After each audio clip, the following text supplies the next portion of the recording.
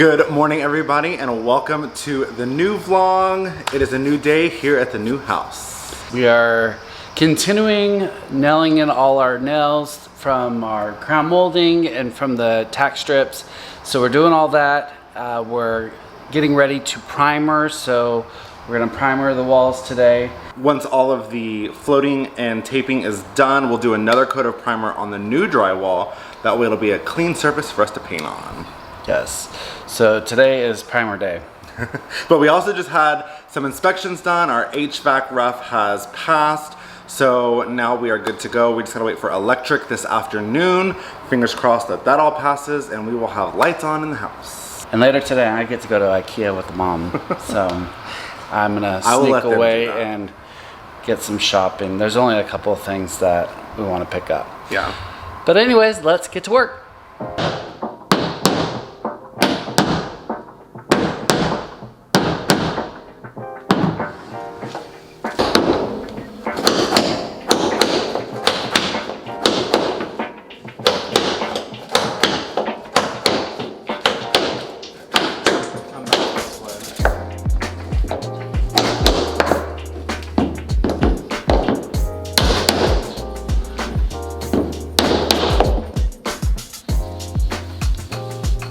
All right, so what he's doing is hammering in those nails into the wall. He's just sinking the leftover brad nails that were left from when we removed the trim. So like this room is completely done. So what we do is once we do it, we run our hand on the seam and make sure there's no protrusions, nothing sticking out. That way it's gonna give us a nice flush surface to tape and float over. Now I need to remove all of the face plates on the electrical outlets and switches.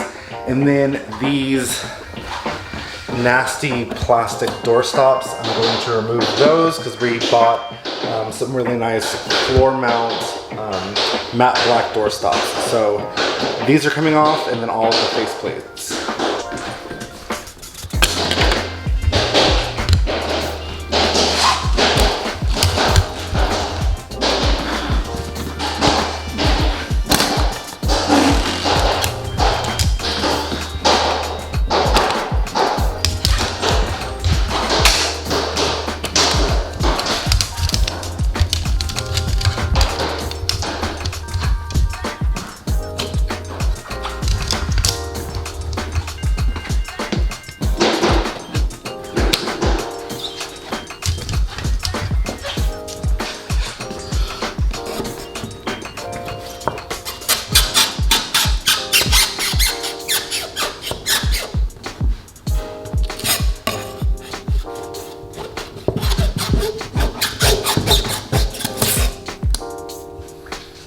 Good news! We have power! Yay, our lights are on. There's one of them. There's the ceiling fan. It is a good day. Yes, come look at these ones too. So we got, like I said, that's that really cool Sputnik one that we hung up. And then here is our hallway light, which is the same in all of the guest rooms, in the bathroom, and then this guest room. We are very excited. We didn't know if it was gonna happen today because one of the inspectors said that electric was running about 2 or 3 days behind. So we're feeling quite lucky that we got our inspection done today. Dealing with the Austin permitting process has been challenging. However, Travis has stayed on top of it, so that's helped us. We were just told by the gentleman that hooked up our manufactured home to the utilities, plumbing, all that. The foreman, he was saying that other job sites, they're not as quick. But since Travis was on top of it, we have lights. I have been very much on top of it. So if you live in the city of Austin, and I mean, this is a very niche thing. I mean, you'd have to be able to, you'd have to be living in the city of Austin and purchasing a manufactured home to follow my advice. But I mean, take initiative. Don't wait for your salespeople. Granted, our salesperson was fantastic, but don't wait for the salespeople to tell you what needs to happen. Do your own research. Figure out what needs to happen, because like he was saying, he hooked up another unit right down the street from us, and their home has been there weeks longer than ours has been here, and they still don't have power yet. So definitely stay on top of it. And that goes for even a regular home. Like, stay on top of the process. Yep. Yeah. So I am going to continue taping off windows and doors, and then before long, it will be time to start priming. And I'm leaving. Going to IKEA. He can have fun with that with my mom. Mom and I are going to IKEA, gonna go spend some money. And then I'm going to start priming. So let's continue to stay. Now that we have lights, we're able to work longer. So yay. Yes, I'll come back and help him after I do this IKEA run. But IKEA is not close. It's up in Georgetown. So it's like a 45-minute drive, 40-minute drive. The way I drive, 35 minutes. So then I'm sure we'll shop for a couple hours and then come back and I'll help. All right, guys, the primer has started. That first coat of primer is on. So of course, it looks super splotchy. That's totally fine. I'm not looking for perfection here. What I'm wanting to do is get a good coating on the seams here, so that way the tape and mud will adhere to it. And then once we slap 2 coats of top coat paint onto this, it's gonna be totally fine. Yeah, so that is where we're at.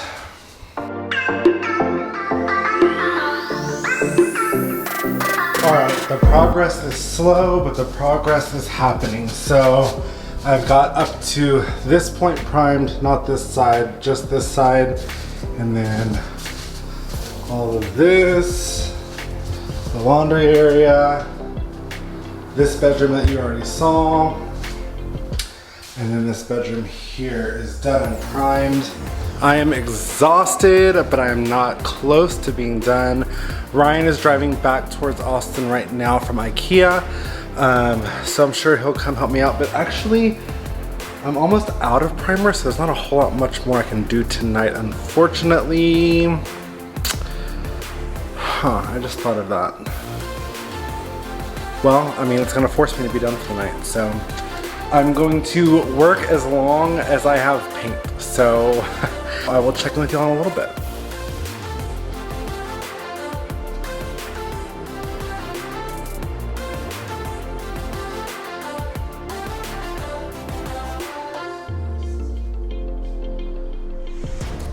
All right, so Ryan is back from IKEA, and it's perfect timing because I am now out of primer. Yes, and I shopped for 4 hours, so I am done. I'm spent. He's spent from working. And he's probably a little contact high. Probably so. These fumes are intense, but yeah. So I'm out of primer. Like I said, I was gonna work until I was done. So we'll have to go pick up some tomorrow first thing in the morning and come back and do it all over again. Yep. Get her primed and ready to go. Then on to the next step. Yep. But this is good night, and we'll see you bright and early tomorrow.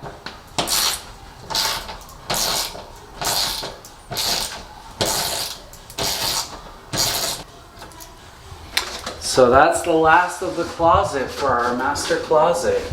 So it is a new day, and what Ryan was doing was taking down all of our closet assembly, A, so that we can paint it, and B, because we do not like these wire racks. No. So hopefully we can find a wooden one, or Travis is gonna do some woodwork. So another thing that we did today already is take down our mirror in our master bath, because we have brand new circular metal framed mirrors that are gonna hang here. And when I tell you that that mirror was extremely not fun to take off, it was glued completely down to the wall.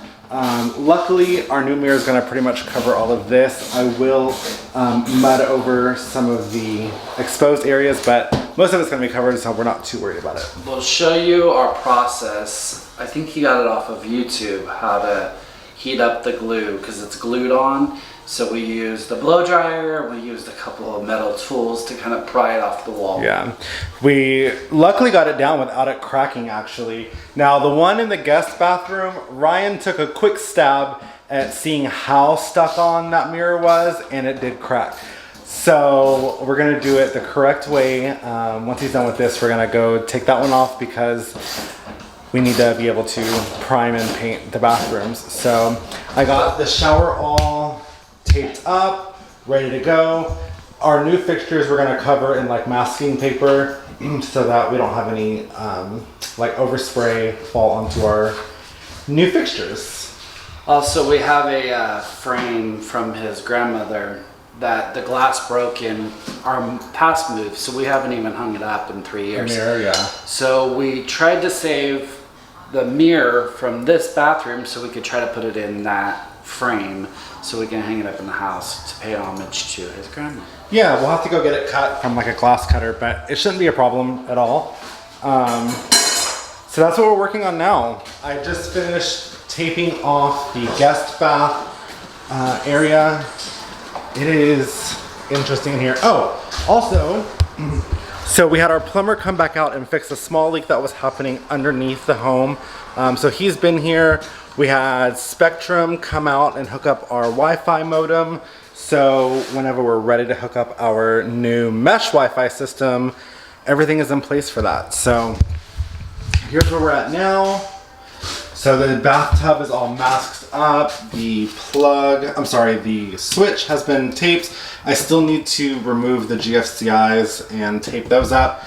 So this is the mirror that we will be taking down in a second. Here is where it cracked from Ryan's first attempt.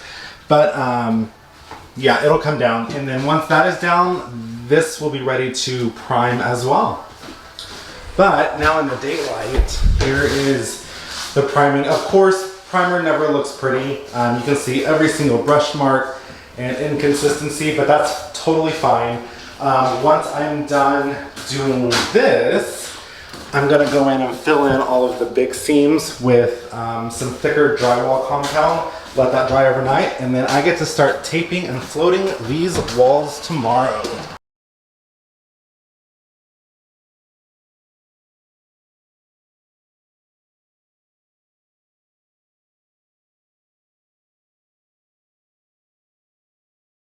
All right, so it's just shy of 9 p.m. and we have almost everything primed and done. It's been a lot faster having two people doing it versus just me doing it yesterday.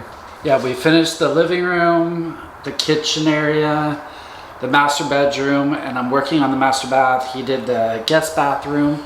So we're moving right along with that. He's gonna mud.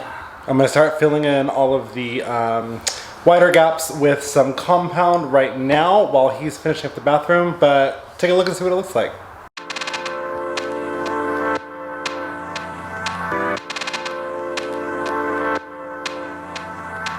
It's such a big contrast having the bright white versus this darker brown. But you were saying that why would you put such a dark color in such a small space? It just makes everything feel so closed in.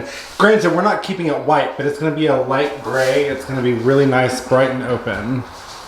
And I know the lighting in here doesn't make it look as bright and white, but it's the same just oil-based primer as what we did.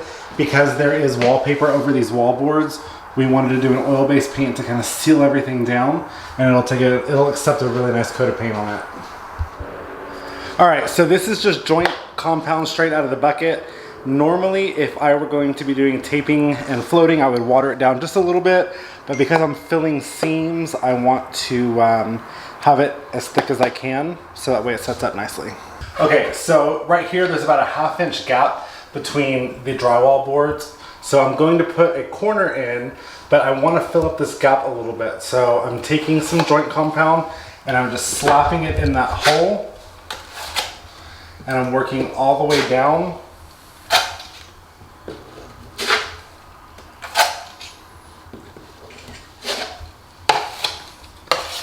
Then I take my knife and I just run a clean line and fill in all of that gap.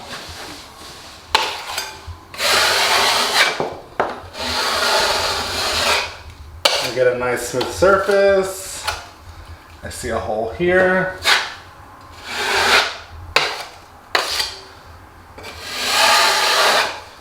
Getting a nice clean corner to work with.